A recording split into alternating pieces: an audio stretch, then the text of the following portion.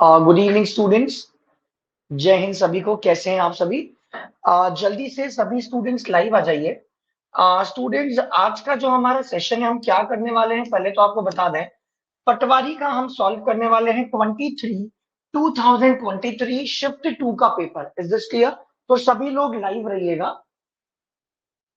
Number 1, सबसे पहला question दिया है। इन द फॉलोइंग क्वेश्चन, एक क्वेश्चन दिया हुआ है। A sentence has been given in active passive. Active passive में क्वेश्चन दिया हुआ है, आपको बताना है यहाँ पर करेक्ट आंसर क्या होगा। एक सेंटेंस दिया गया है एक्टिव पेसिव में, आपको बताना है करेक्ट क्या होगा। ठीक है, चलिए एक बार आप लोग पहले क्वेश्चन को पढ़ लो। Who gave you this stunning gold ring? पहली बात तो स्टनिंग का मतलब है चमकती हुई और बहुत ही शानदार, है ना। स्टनिंग का मतलब होता है शानदार। आपको बताना है इसका पैसिव क्या होगा। स्टूडेंट्स, एक चीज हमेशा ध्यान दीजिए, जब हु आता है ना तो हु का पैसिव हमेशा बनता है बाय हूं। हमेशा चीज ध्यान दीजिए, हु का पैसिव बनता है बाय हूं। M I right? है ना। आप देखिए डी वाले में हु लिखा है तो ये गया, बी वाले में हु लिखा है तो ये भी गया। या तो आंसर फर्स्ट होगा या तो आपका आंसर होगा थर्ड। अब आप एक चीज देख सकते हैं, फर्स्ट वाले में इन्होंने क्या किया है ना, बीइंग लगा दिया। और बीई आई जी बीइंग तब लगता है जब सेंटेंस कंटिन्यूअस हो। यहाँ पे लिखा है दिस स्टनिंग गोल्ड रिंग। अब ये स्टनिंग जो है ना बच्चों, ये कंटिन्यूअस नहीं है, ये एग्जैक्टली एडजेक्टिव की तरह यूज है। आपका जो वर्ब है वो तो गिव है, तो ए भी नहीं आएगा, आपका आंसर बनेगा सी। हु का बनेगा by whom. By whom were you given this stunning gold ring? किसके द्वारा आपको ये स्टनिंग गोल्ड रिंग दी गई? आंसर बनेगा C. Next, find the incorrectly spelled word. जो गलत है आपको वो बताना है ना, जो गलत है आपको वो बताना है। ओके बच्चों, निमोनिक का स्पेलिंग राइट होता है और निमोनिक का मतलब होता है स्मृति सहायक। इसका मतलब है जो हमें याद रहे उस तरह से, स्मृति सहायक। नेविटी का मतलब होता है नया, ये भी राइट है। अब बच्चों एक वर्ड लिखा है न्यूसेंस। न्यूसेंस का मतलब होता है शोरगुल, फालतू का शोरगुल, ये भी राइट है। गलत जो स्पेलिंग है वो आपका ये नेस्टोल्जिया लिखा है बच्चों, और नेस्टोल्जिया कोई वर्ड होता ही नहीं है। वर्ड जो होता है बच्चों, वो वर्ड होता है नोस्टाल्जिया, है ना। अब आप बोलोगे सौरभ सर नोस्टाल्जिया का बेसिकली मतलब क्या होता है? तो नोस्टाल्जिया का मतलब है जब आपको घर की याद आती है, जब आपको उदासी छाई रहती है, तो आंसर बनेगा ये। विजय गुड इवनिंग बेटा, सुनिए। सोनीला गुड इवनिंग बेटा। तो आंसर जो बनेगा वो बनेगा एग्जैक्टली आपका गलत, नोस्टाल्जिया, ये आपका आंसर है। Next, find the most appropriate option for the given blank space which can make the given sentence grammatically and contextually correct. Fill in the blank. He gave a dash performance and made everyone proud of him. उसने dash तरह का performance दिया और उसके performance से सभी लोगों को उस पर प्राउड हुआ। प्राउड हुआ मतलब गर्व हुआ। आपको बताना पड़ेगा बोरिंग। बच्चों बोरिंग तो आ ही नहीं सकता। बोरिंग परफॉर्मेंस अगर वो देता तो कौन प्राउड करता? ये तो गया। डार्क मतलब तो अंधेरा, ये भी नहीं। डल मतलब कमजोर, कमजोर परफॉर्मेंस पे कोई नहीं क्या करता है। आंसर जो बनेगा वो आंसर बनेगा ब्रिलियंट परफॉर्मेंस। अब आप बोलोगे ब्रिलियंट का मतलब क्या? ब्रिलियंट का मतलब है शानदार। उसने शानदार परफॉर्मेंस दिया और उस परफॉर्मेंस ने सभी को उसके ऊपर प्राउड फील करवाया। आंसर बनेगा brilliant. Next, select the correct passive form of the given sentence. Correct passive form आपको बनाना है। वेरी गुड, करो। We appreciate the rise of experimentation in science. Appreciate मतलब तारीफ करना, है ना। हम सराहना करते हैं, एप्रिशिएट इसका मतलब होता है सराहना करना। और ध्यान दो, एप्रिशिएट जो है ये वर्ब का फर्स्ट फॉर्म है। वर्ब का फर्स्ट फॉर्म जब होता है तो इसके पैसिव में इज एम आर लगाते हैं और इज एम आर के साथ में वर्ब का लगाया जाता है third form. Am are right? अब आप देखो ए वाले में लिखा है इज एप्रिशिएट। बच्चों पहली बात तो इज एम आर के साथ में वर्ब का थर्ड फॉर्म आना चाहिए, है ना। तो एप्रिशिएटेड होना चाहिए, ए वाला तो आएगा नहीं। बी वाले में लिखा है द राइज ऑफ एक्सपेरिमेंटेशन, आगे लिखा है in science was appreciate. Was लिखा है, ये जो वॉज चल रहा है ये तो पास्ट में और अप्रिशिएट प्रेजेंट में है, ये भी गया। उसके बाद में या तो आपका आंसर सी बनेगा या तो आपका आंसर डी बनेगा। बच्चों सी वाले में दोबारा से इसने वॉज लिखा है, गुड सोनीला, तो ये भी नहीं आएगा बच्चों, और आंसर क्या बनेगा, D. The rise of experimentation in science is appreciated by us. चलो next, select the most appropriate synonym of the given word. आपको बताना है सिनोनिम। भाई पहली बात तो आपको सिनोनिम का मतलब सेम वर्ड बताना है, समान शब्द बताना है। ट्रिम्फ का मतलब होता है जीत, है ना, ओके, जीत। बच्चों न्यूसेंस तो अभी बताया, इसका जो मतलब होता है वो होता है शोरगुल, हमारे। तो ये तो आपका जो है ये तो स्पेलिंग बनेगा नहीं, उसके मतलब ये तो आएगा नहीं। एक्स्ट्रा ऑर्डिनरी का मतलब होता है शानदार, ये भी आपका आंसर नहीं है। डोमिनेंट का मतलब भी नहीं, डोमिनेंट जो आपको नीचा दिखा है, आंसर जो बनेगा वो बनेगा बी, अ ग्रेट विक्ट्री, एक बहुत बड़ी जीत। वेरी गुड विजय। नेक्स्ट, अगला क्वेश्चन ध्यान से करो। डायरेक्ट इनडायरेक्ट स्पीच आपको दिया है।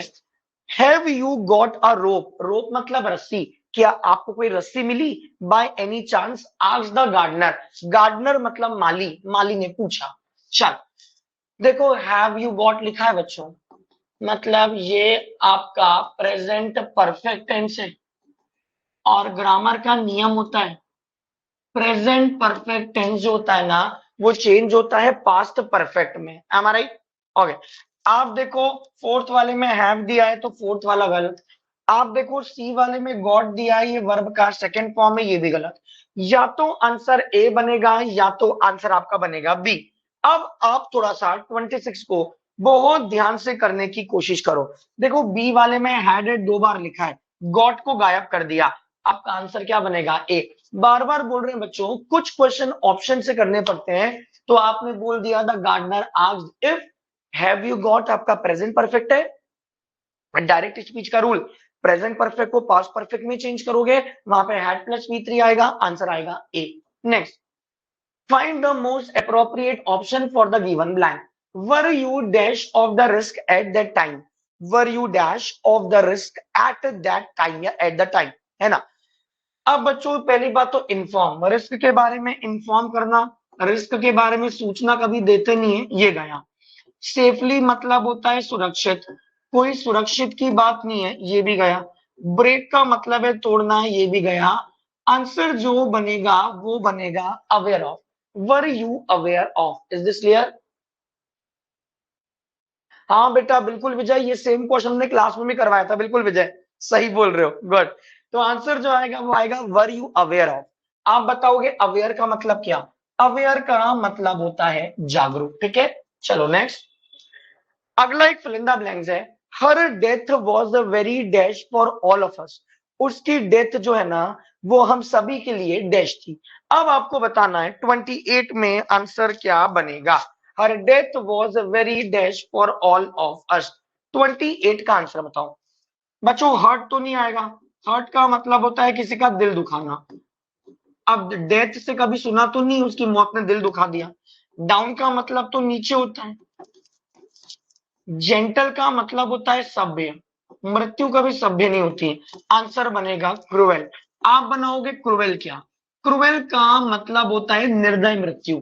निर्दय मतलब बोलना तो नहीं चाहिए, किसी का मर्डर हो गया कुछ ऐसा हो गया, तो उसकी जो मौत थी वो सभी के लिए क्रूएल थी।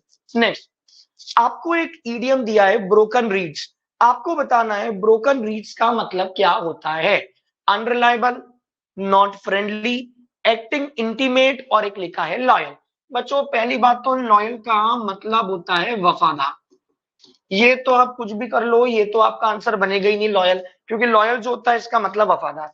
एक्टिंग इंटीमेट, इंटीमेट का मतलब है घनिष्ठता, ये भी आपका आंसर नहीं आएगा। नॉट फ्रेंडली भी नहीं, आंसर बनेगा unreliable.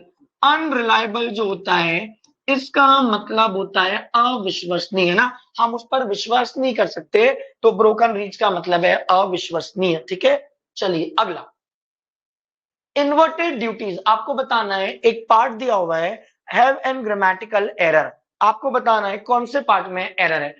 Inverted duties that is higher duties, लिखा है इन्वर्टेड ड्यूटीज का मतलब होता है higher duty on raw material, कच्चे सामान पर जो ड्यूटी लगाते हैं, and zero on finished goods, और जो हो चुका है उस पे 0 इज अ बैन।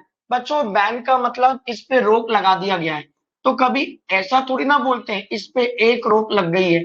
अरे रोक तो रोक है, बैन के पहले कभी भी कोई आर्टिकल नहीं आता। एक रोक दो रोक थोड़ी ना बोलते हैं, बैन के पहले कभी भी कोई आर्टिकल नहीं आता। बी वाला पार्ट गलत है, यहाँ पर ए का यूज नहीं होगा। नेक्स्ट, अगला एक वर्ड दिया है सॉन्टर। आपको बताना है सॉन्टर का मतलब क्या है। आपको बताना है विच एक्सप्रेसेस द मीनिंग। जब एक्सप्रेसेस द मीनिंग बोलता है ना, इसका मतलब आपको सेम, आपको सिमिलर, आपको समान शब्द बताना है।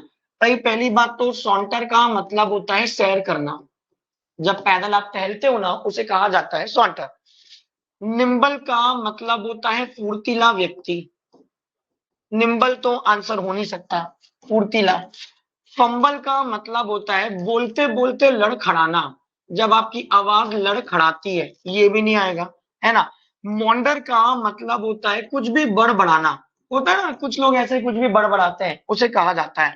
आंसर जो बनेगा वो बनेगा आपका एम्बल। एम्बल का मतलब भी होता है सैर करना। तो सॉन्टर का मतलब जो बनेगा वो बनेगा एम्बल। नेक्स्ट, अगला लिखा हुआ है exactly in the following question. आपको बताना है सिमिलर मीनिंग, सिमिलर सेम बताना है आपको। वर्ड दिया हुआ है डिस्पैरिटी। आपको बताना है डिस्पैरिटी का समानार्थी क्या होता है। तो डिस्पैरिटी का आंसर बनता है बी, इनइक्वालिटी। इनइक्वालिटी का मतलब जब असमानता हो। डिफरेंस इन इमेज, इसका मतलब जब कोई चीज अलग होती है क्वांटिटी में, कैरेक्टर और रैंक में। जहां पे असमानता होती है, डिफरेंस होता है क्वांटिटी में, कैरेक्टर में, रैंक में। आंसर है सेकंड। 33, आपको बताना है यहां पर क्या ग्रामेटिकल गलती है। आपको बताना है यहां पर क्या ग्रामेटिकल गलती है। हेलो हेलो हेलो, चलो आपको बताना है यहां पर क्या ग्रामेटिकल गलती है, जल्दी बताओ जल्दी। She read that novel since she got up in the morning. देखो यहां पर पहली बात तो एग्जैक्टली एक वर्ड लिखा हुआ है सिंस। बहुत ध्यान से करो, I am waiting for your answer. आपके आंसर का हम वेट कर रहे हैं, जल्दी बताओ इसका आंसर क्या बनेगा। सिंस और फॉर जब लगता है ना, ये अपने साथ में परफेक्ट कंटिन्यूअस टेंस लेता है। जहां पे हैव, हैड के साथ में बीन होता है, और बीन के साथ में वर्ब में लगता है I N G. Is this clear. अब आप देखो यहां पर क्वेश्चन में क्या होगा। हेलो, आप परमानंद, हम क्लास से फ्री होके कॉल कर रहे हैं बेटा, है ना। चलो आपको बताना है यहां पर गलती क्या होगा। ए में लिखा है हैड रीडिंग, वो तो आ नहीं सकता। हैड रीडिंग का तो कोई मतलब ही नहीं है। उसके बाद में नो इंप्रूवमेंट भी नहीं आएगा। परफेक्ट कंटिन्यूस आना चाहिए, तो आंसर जो बनेगा वो आएगा has been reading. Is this clear. चलो नेक्स्ट, अगला वहां पर इतना बड़ा डायरेक्ट इनडायरेक्ट का क्वेश्चन। क्वेश्चन क्या लिखा हुआ है देखो। Miss Lethbridge said that since it wasn't tea time yet, अभी तक चाय का टाइम नहीं हुआ है, आई शुड सिट डाउन, मुझे बैठना चाहिए, and talk to them for a little while, और कुछ समय के लिए मुझे उनसे बात करना चाहिए। आपको बताना है इसका आंसर क्या बनेगा। देखो पहली बात तो आपको ये बताना है ये जो है ये डायरेक्ट है कि इनडायरेक्ट है। तो क्वेश्चन के बारे में बता दे, बहुत बड़ा क्वेश्चन है। दैट लिखा है मतलब ये इनडायरेक्ट है। आपको इनडायरेक्ट से चेंज करना है डायरेक्ट पे, हमारा करने का तरीका देखना है एग्जैक्टली यहाँ पर क्या क्या नहीं होगा। देखो बी वाले में वॉजेंट है तो ये तो आएगा नहीं, क्योंकि जब इनडायरेक्ट में वॉजेंट है, जब इनडायरेक्ट में ये है, तो डायरेक्ट में आपको इसका क्या करना पड़ेगा, इजंट। तो बी वाले में वॉजेंट का वॉजेंट है, तो बी वाला तो गया। सी में देखो, well since it isn't T time yet said Miss Lethbridge, आगे लिखा है you should have set down. देखो यहाँ पे शुड सिट लिखा है और यहाँ पर शुड हैव लिखा है, तो ये लगाने की कोई जरूरत नहीं है। अब या तो ए या तो बी। आप देखो एग्जैक्टली ए वाले में आप थोड़ा सा चेक करो क्या लिखा है। Well since it isn't T time yet said Miss Lethbridge set down. अरे सेट थोड़ी ना आएगा, यहाँ पे वर्ब का फर्स्ट फॉर्म होना चाहिए सेट की प्लेस पर। वेरी गुड, सेट की प्लेस पर सेट होना चाहिए। ए भी नहीं आएगा, आंसर बनेगा डी। Is this clear? चलो नेक्स्ट, है ना? तो डी में क्या लिखा है? Well since it isn't a tea time yet said Miss Lethbridge, sit down, बैठ जाओ and talk to us for a little while. 35, select the meaning of the given idiom. आपको बताना है एक ईडियम ऑन द डॉट। आपको बताना है on the dot का मतलब क्या होता है। इसका मतलब जो होता है वो होता है निश्चित समय पर। ऑन द डॉट का मतलब निकलता है A, at the exact time specified. Answer है ए, निश्चित समय पर। 36, आपको बताना है correctly spelled word. Correctly spelled का मतलब जिसकी स्पेलिंग सही है। चल, अब एक चीज देखना बच्चों, किसकी स्पेलिंग सही है। तो पहली बात तो ये देख लें, रिकमेंड का स्पेलिंग सही है, ये आंसर है। इसका मतलब होता है सिफारिश करना, है ना? अब आप बोलोगे सर बाकी सबका स्पेलिंग बताओ। बच्चों एक लिखा है रिपीटेशन। भाई रिपीटेशन के बारे में तो सबको पता है, रिपीटेशन का स्पेलिंग होता है ये, रिपीटेशन, है ना? तो ये तो आपका गलत हो गया। रेफरेंस, रेफरेंस का मतलब होता है किसी के संदर्भ में। इसका स्पेलिंग होता है ये, सी वाला भी गया। उसके बाद ए वाले में एक वर्ड लिखा है रिसिप्ट। बच्चों रिसिप्ट का स्पेलिंग होता है RECEIPT। तो आंसर जो बनेगा वो बनेगा बी, दैट इज रिकम। Is this clear? चलो next, 37, several years, find the most appropriate option for the given blank space which can make the given sentence grammatically and contextually correct. Several years went by dash, I realized that Tom had lied to me. कई साल निकल गए और मुझे उसके पहले पता चला कि टॉम ने मेरे साथ गलत किया, ओके, या मेरे साथ झूठ बोला। बच्चों वेयर का मतलब जबकि, ये तो आएगा नहीं। डिस्पाइट का मतलब के बावजूद, ये भी नहीं आएगा। वेयर बाय का मतलब होता है हालांकि, ये भी नहीं आएगा। आंसर जो बनेगा वो बनेगा बिफोर। क्यों? क्योंकि टाइम की बात कर रहे हैं, टाइम के सेंस में बिफोर और आफ्टर लगता है। 38, आपको बताना है एग्जैक्टली एक वर्ड जिसमें कुछ एरर है। अ study reveals a robust signal. बच्चों रिवील्स का मतलब होता है उजागर करना, रोबस्ट का मतलब है बहुत ही पावरफुल। एक स्टडी ने एक बहुत पावरफुल सिग्नल के बारे में उजागर किया है, of glacier ice loss link to rise temperature. बच्चों एक चीज बता दें, कभी भी राइज टेम्परेचर नहीं होता है, जब टेम्परेचर बढ़ता है ना उसको बोलते हैं राइजिंग टेम्परेचर्स। और इन्होंने आपको दिया हुआ है राइज टेम्परेचर्स। राइज टेम्परेचर्स कोई वर्ड ही नहीं होता है, वर्ड होता है rising temperatures. M I right? है ना? अब जरा आप 38 का आंसर बताओ। 38 का आंसर क्या बनेगा? आप देखो, लिंक्ड टू राइज, यहाँ राइज है, ये गलत। गलत तो है ही, तो नो सब्स्टिट्यूशन तो आएगा ही नहीं, सी इसलिए नहीं आएगा। यहाँ पे लिंकिंग, यहाँ पे राइजिंग, गलत। आंसर जो बनेगा वो बनेगा डी, लिंक्ड टू राइजिंग। सी वाले में लिंक में भी आईएनजी, इसमें भी आईएनजी, दो बार लग नहीं सकता। आंसर है डी। नेक्स्ट, अगला वाला पीक्यूआरएस का क्वेश्चन है, हम आपको टाइम दे रहे हैं, करो। हम साइड हो रहे हैं, आप करो जल्दी।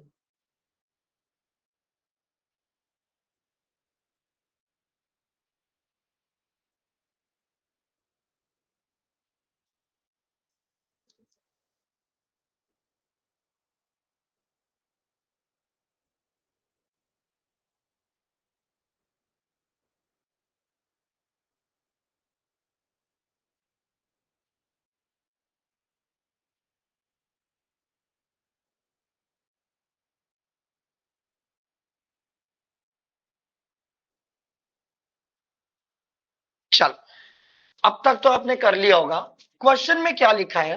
बासल्ट लावा, एक लावा की बात की जा रही है जिसका लावा का नाम है बासल्ट लावा। M I right? लावा का जो नाम है वो है बासल्ट लावा। अब समझो, क्यों में लिखा है basalt is a mafic exclusive igneous rock. पहली बात तो हमने बताया है, जब भी पीक्यूआरएस करो ना, परेशान ना हुआ करो।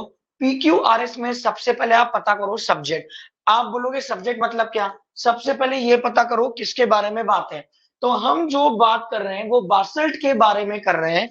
ये एक तरह से एक इग्नियस रॉक है, formed from the rapid cooling, जो rapid cooling of magnesium rich और आयरन रिच। तो सबसे पहले हम बात ही बासल्ट की बात कर रहे हैं, तो स्टार्टिंग बनेगा क्यू से, और क्यू वाला सिर्फ इसी में है। लो आंसर तो बन गया सी।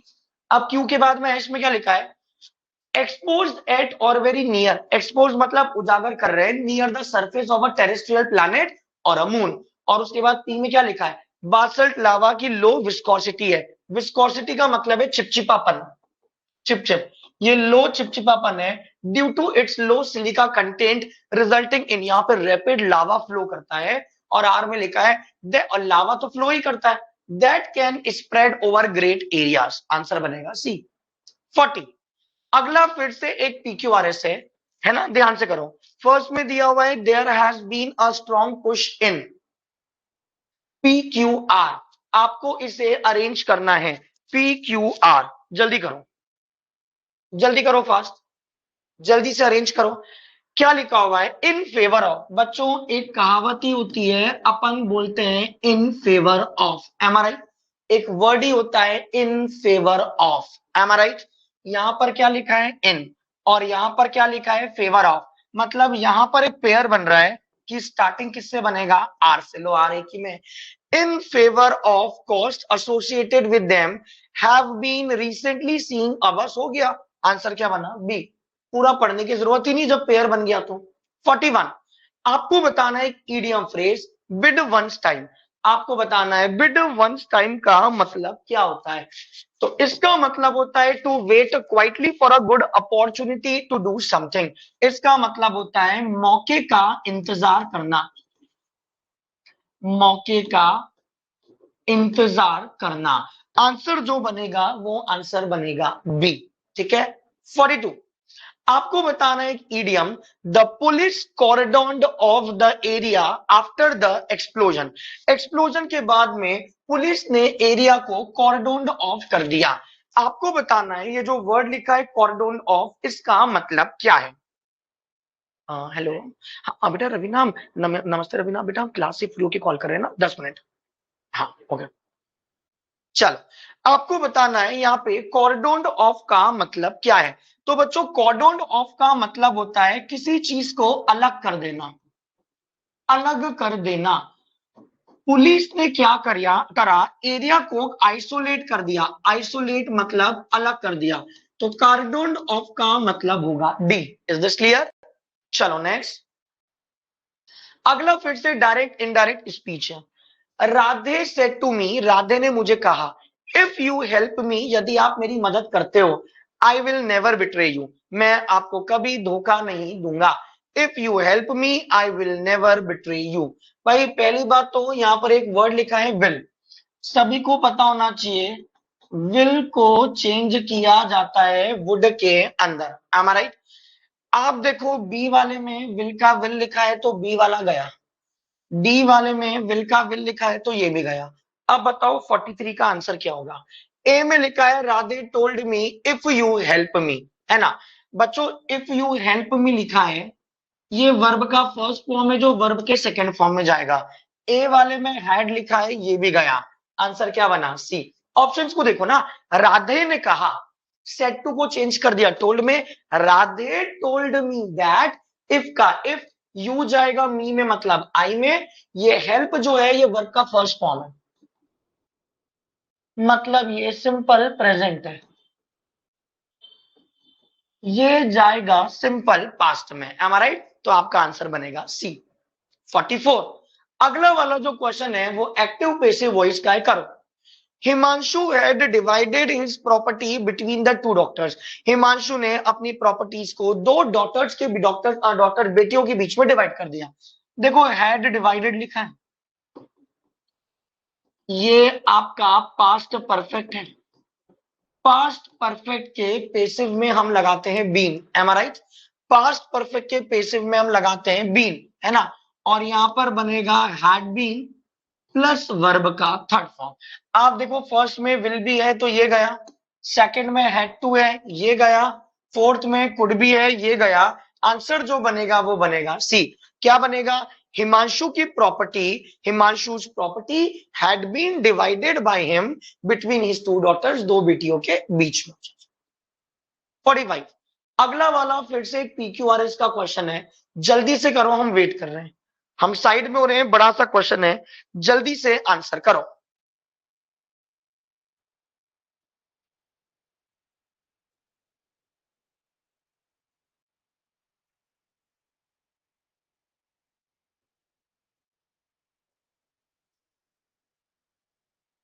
चलो, यहां पर लिखा है द फीफा वर्ल्ड कप। पहली बात तो हमें मेजर जब भी हम करते हैं तो हमें सब्जेक्ट ढूंढना होता है ना। क्यू में इट लिखा है, इट कभी सब्जेक्ट नहीं होता है। डी में लिखा है था चैंपियनशिप, किस चीज की चैंपियनशिप हमें ये भी नहीं पता है ना। तो ध्यान से भाई 45 का आंसर करो। स्टार्टिंग जो बनेगा वो स्टार्टिंग बनेगा पीछे। फीफा वर्ल्ड कप की बात है। The FIFA world cup often simply called the world cup, जिसे वर्ल्ड कप कहा जाता है, is an international association football competition है। ये सब्जेक्ट हो गया। पी के बाद में क्यू, इट इज, देखो ये इट किसके लिए लिखा हुआ है, फीफा वर्ल्ड कप के लिए। हम इतनी बार बोले कि पहले आता है नाउन और नाउन के बाद में आता है प्रोनाउन, तो आपका बनेगा Q. It is contested by the senior mains national teams. P Q के बाद में आपका आंसर आएगा एस। ये जो चैंपियनशिप है ऑर्गेनाइज की जाती है हर 4 साल में, सिंस द इनॉग्रल टूर्नामेंट इन 1930। बस 1942 और 1946 में नहीं हुआ था, when it was not held, क्योंकि वर्ल्ड वॉर हो गया था। तो पी क्यू, उसके बाद में एस, और उसके बाद में आएगा आर। अब सबसे लेटेस्ट कहां होने वाली है, हो गई। The latest and the current championship is France, which won its second title at the 2018 tournament, 2018 में। Is this clear? तो आपका जो आंसर है पी क्यू ऐसा। चलो, कैसा लगा सेशन? सभी को मजा आया? बच्चों, जैसे ही सेशन खत्म हो जाए लाइक शेयर सब्सक्राइब जरूर कीजिए। आज के लिए इतना ही। Thank you so much. जय हिंद, जय भारत।